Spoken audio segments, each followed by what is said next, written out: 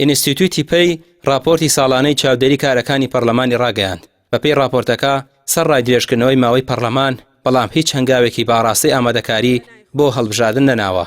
تەنانەت دەبوو لەو ماوەیەدا 21 دانیشتن بکات، بەڵام تەنها 3 دانیشتن ئەنجام درراوە. لە خولی پێنجەمی پەرلەمانی کوردستان ئەندامێکی تر لە کۆی 25 کۆبوونەوە 18 جار خیاب بووە. چەند ئەندامێک زۆرترین دانیشتن ئامادە نەبوون، بەڵام لەلایەن دەستەی سەرۆکایەتیەوە بە خیاب تۆمار نەکراون. بەمەش دەردەکەوێت جگە لە کازم فاروق یەک ئەندامی پەرلەمان زۆرترین جار ئامادەی دانیشتنەکانی پەرلەمانی کوردستان نەبووە کە 18 جار بووە لە کۆی 25 دانیشتن لە ساڵێکدا. تەنها لە 18 کۆبوونەوەدا ئامادە نەبوون تۆمار کراوە، بەپێی ئەمەش کە لە 7 کۆبوونەوەدا ڕێژەی ئامادە نەبوون نەخوێندراوەتەوە، کەواتە لە ڕاستیدا ڕێژەکە زۆر لەوە زیاترە. بە شێوەیەکی گشتی لەو دانیشتانەی ئامادە نەبوون تۆمار کراوە 377 جار ئەندامان لە کۆی دانیشتنەکاندا ئامادە نەبوونیان تۆمار کراوە.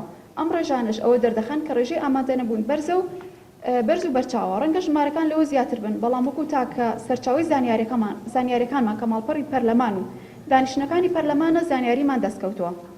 سەبارەت بە ئامادەنەبوونی پەرلەمانتاران لە کۆبوونەوەی لیژنەکاندا لە ماوەی دووخلی گرێداندا 111 جار ئەندامانی پەرلەمان لە کۆبوونەوەکانی لیژنەکاندا ئامادە نەبوون. لەم ژمارەشدا دوو پەرلەمانتار زۆرترین جار ئامادە نەبوون کە 6 جار بووە. دوای ئەوە ژمارەکانی دیکەدەن بە ڕێژەی کەمتر، تا دەکاتە ئەوەی ژمارەیەکی زۆر لە ئەندامان لە سەرجەم کۆبوونەوەکانی لیژنەکان بەشدار بوون کە ژمارەیە 53 پەرلەمانتارە.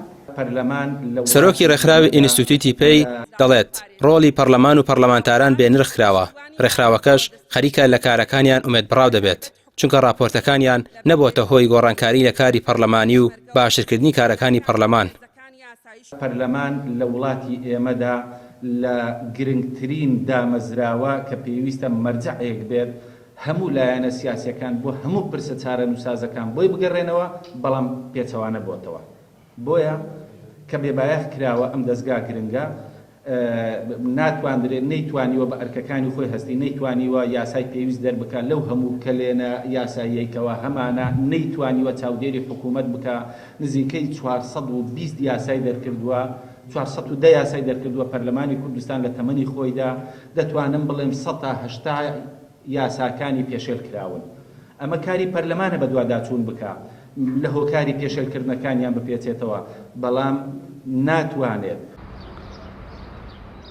بە بڕوای ئینستیتوتی پێی کوالیتی کاری پەرلەمانی بەهۆی بەشێک لە پەرلەمانتارانەوە دابەزیوە و بە درێژایی خولەکانیش خولی پێنجەم و کابینەی هەشتەم خراپترین خولی پەرلەمان بووە.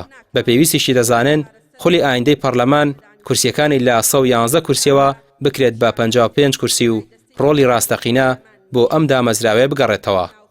ڕامیار عوسمان، کەناڵی پێیە، سلێمانی.